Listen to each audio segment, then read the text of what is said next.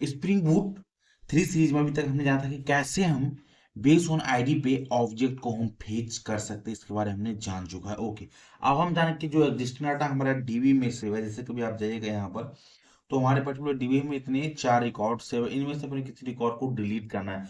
तो कैसे करेंगे, इस वीडियो हम इसके बारे में एक्सप्लोर करने हैं विद प्रैक्टिकली। तो इसके लिए बहुत ही सिंपलेस्ट वे है, क्योंकि स्प्रिंग बूट अपने को ऑलरेडी इसके लिए प्री डिफाइंड मेथड दे रहा हूँ, मेथड को हम यूज करके एग्जिस्टिंग डाटा को हम डिलीट कर सकते हैं फ्रॉम दी डीबी। ओके, तो कैसे करेंगे चलिए इसके बारे में जानते हैं।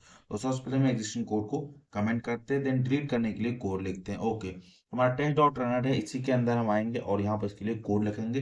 तो सिंपली इसलिए लिखेंगे रेपो डॉट डिलीट और यहाँ पर लिखेंगे डिलीट बाय आईडी करके एक मेथड है, इसको हम यूज करेंगे। ओके, डिलीट बाय आईडी, इस मेथड को हम यूज करेंगे और यहाँ से हम जो आईडी पास करेंगे, सपोज कि मैं आईडी 1 पास कर दिया तो क्या करेगा, एग्जिस्टिंग रिकॉर्ड को डिलीट कर देगा। ओके, तो यहाँ देखिए हमारे पर्टिकुलर डीबी में हम वो आईडी पास करें जो ऑलरेडी से एग्जिस्ट कर रहे हैं, वो वाला।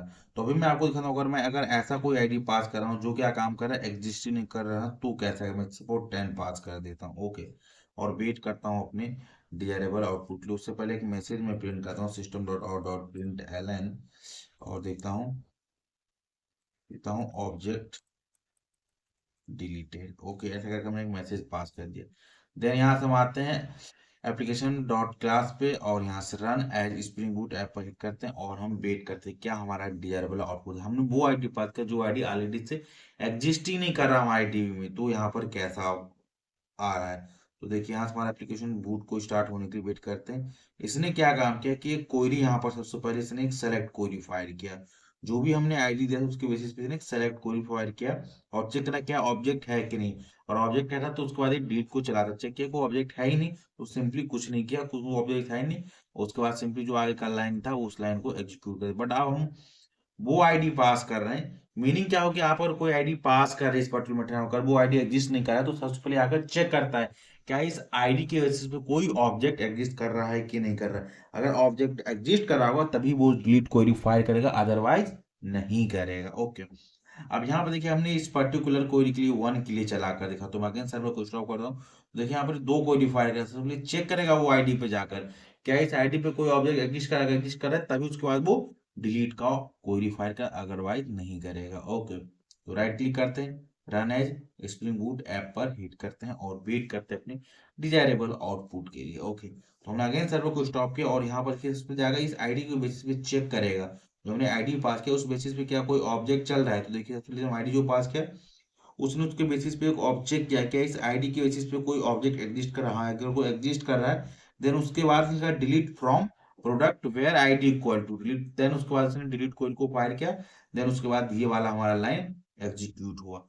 तो मीनिंग क्या हो कि जो भी आप आईडी पास करें सबसे पहले वो आईडी को जाकर चेक करेगा क्या इस आईडी के बेसिस पे कोई ऑब्जेक्ट एग्जिस्ट कर रहा है, तभी वो डिलीट का कोई फायर करेगा, अदरवाइज वो फायर नहीं करेगा। आई होप आपको इसका मीनिंग प्रॉपर समझ आया कि सबसे पहले चेक किया क्या इस आईडी के बेसिस पे कोई और एग्जिस्ट कर रहा है, देन उसके बाद अगेन कोई फायर किया delete from product where ID equal to this one, then उसके बाद उसने किया। अगर देखिए मैं यहाँ पर अभी आऊँ, देखिए यहाँ पर ये वन वाला ऑब्जेक्ट एग्जिस्ट कर रहा है, लेकिन इसको मैं रिफ्रेश करूंगा देखिए यहाँ से वो गायब हो जाएगा, यहाँ से वन वाला पर्टिकुलर हमारा ऑब्जेक्ट डिलीट हो चुका है। ओके, एक दूसरा बात है कि यहाँ पर हम एक सिंगल पर्टिकुलर जो हमारा ऑब्जेक्ट है उसको ही हम सेव कर पा रहे हैं, मतलब डिलीट कर पा रहे हैं। और अपने को ऐसा रिक्वायरमेंट को मल्टीपल आईडी हो तो कैसे हम डिलीट करेंगे इसके बारे में जानेंगे।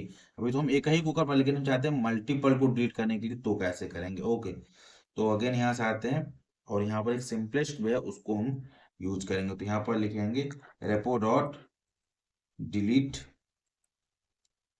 ऑल बाय आईडी और इसके अंदर हम पास करेंगे एरेज डॉट एज लिस्ट, और इसके अंदर हम वो आप 1 2 3 ये दो आईडी हमने पास कर दी। तो इसके बाद क्या करूंगा, वो चेक करेगा आगे, देन उसके बाद ही करेगा। तो मैं अगेन सर्वर को स्टॉप करता हूँ, देन आपको मैं दिखाता हूँ कि एडिटिव वर्क कर रहा है कि नहीं कर रहा है। ओके, तो जो भी उसमें हमने आईडी पास किया उस आईडी के बेसिस पे कोई भी ऑब्जेक्ट रहेगा तो वो सिंपली चेक करेगा वो ऑब्जेक्ट है कि नहीं, अगर रहेगा तभी वो डिलीट करेगा, अदरवाइज नहीं करेगा। अगर मैं यहाँ सर्वर को स्टॉप करके स्टार्ट कर रहा हूँ और वेट करता हूँ कि क्या रहे, देखिए इसने क्या काम किया कि जो भी हमने दो सेलेक्ट आईडी पास किया इसने दो सेलेक्ट क्वेरी चलाया, इन दोनों को चेक किया कि दोनों ऑब्जेक्ट है कि नहीं, अगर है then उसके बाद इसने 2 टाइम्स हमारा डिलीट का पूरी चले, क्योंकि यहाँ पर हमने की 2 आईडी पास किए थे 2 एंड 3। इसने दोनों आईडी से चेक किया कि ऑब्जेक्ट एग्जिस्ट कर रहा है कि नहीं, दोनों ऑब्जेक्ट एग्जिस्ट कर रहा था तो इन्होंने अगेन 2 टाइम्स डिलीट को ही चलाया है, देन उसके बाद डिलीट किया। आई होप आपको ये होल कॉन्सेप्ट समझ आया आपको कि स्प्रिंग बूट में हम कैसे पर्टिकुलर ऑब्जेक्ट को डिलीट कर सकते हैं फ्रॉम डाटाबेस से।